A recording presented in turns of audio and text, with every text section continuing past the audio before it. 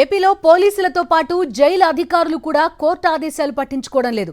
అక్రమ కేసులో అరెస్ట్ అయిన వైఎస్ఆర్సీపీ ఎంపీ మిథున్ రెడ్డి రాజమండ్రి సెంట్రల్ జైల్లో రిమాండ్ ఖైదీగా ఉన్నారు. ప్రజాప్రతినిధికి ఇవ్వాల్సిన సౌకర్యాలన్నీ మిథున్ రెడ్డికి ఇవ్వాలని ఆదేశించింది న్యాయస్థానం. కోర్టు ఆదేశాలను కూడా జైలు అధికారులు పట్టించుకోవడం లేదని మాజీ మంత్రి పెద్దిరెడ్డి రామచంద్రారెడ్డి మండిపడ్డారు. గత ప్రభుత్వంలో జరిగిందంటూ మద్యం కుంభకోణాన్ని ఒకటి సృష్టించిన కూటమి ప్రభుత్వం ఈ కేసులో వైఎస్ఆర్సీపీ ఎంపీ మిథున్ రెడ్డిని అక్రమంగా ఇరికించి అరెస్టు చేసింది. రాజమండ్రి సెంట్రల్ జైలులో రిమాండ్ ఖైదీగా ఉన్న మిథున్ రెడ్డిని మాజీ మంత్రి పెద్దిరెడ్డి రామచంద్రారెడ్డి జైలులో కలుసుకున్నారు. పెద్దిరెడ్డి రాక సందర్భంగా జైలు దగ్గర పోలీసులు నానా హడావుడి చేశారు. జైలు ప్రాంగణంలో 144 సెక్షన్ అమలు చేస్తున్నామంటూ వైఎస్ఆర్సీపీ నేతల కార్లను జైలు గేటు వద్దే నిలిపివేశారు.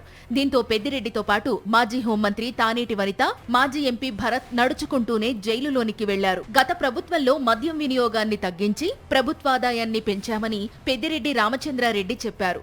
మద్యం షాపుల్ని ప్రభుత్వం ఆధ్వర్యంలో నిర్వహించడం వల్ల అక్రమాలకు కళ్లెం వేశామన్నారు.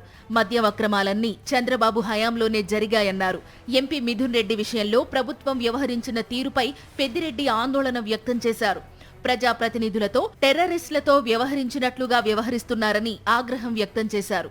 మిథున్ రెడ్డికి చట్టపరంగా ఇవ్వాల్సిన సదుపాయాలు కల్పించకపోవడంపై తీవ్ర అసంతృప్తి వ్యక్తం చేశారు పెద్దిరెడ్డి.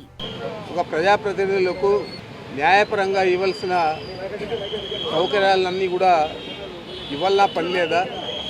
వారిని టెర్రరిస్టుల మాదిరి చూసి ఆ విధంగా మీరు వారిని ట్రీట్ చేస్తారా? ఇది మంచి పద్ధతి అని నేను అడుగుతున్నాను. ప్రతిపక్షానికి చెందిన నాయకులతో ఈ ప్రభుత్వం అనుసరిస్తున్న విధానాలు తరువాతి ప్రభుత్వాలకు మార్గదర్శకంగా ఉండే పరిస్థితి ఏర్పడకూడదని పెద్దిరెడ్డి కామెంట్ చేశారు. మిథున్ రెడ్డి విషయంలో జైలు అధికారులు కోర్టు ఉత్తర్వులను అమలు చేయకపోతే మళ్లీ న్యాయస్థానాన్ని ఆశ్రయిస్తామని పెద్దిరెడ్డి చెప్పారు.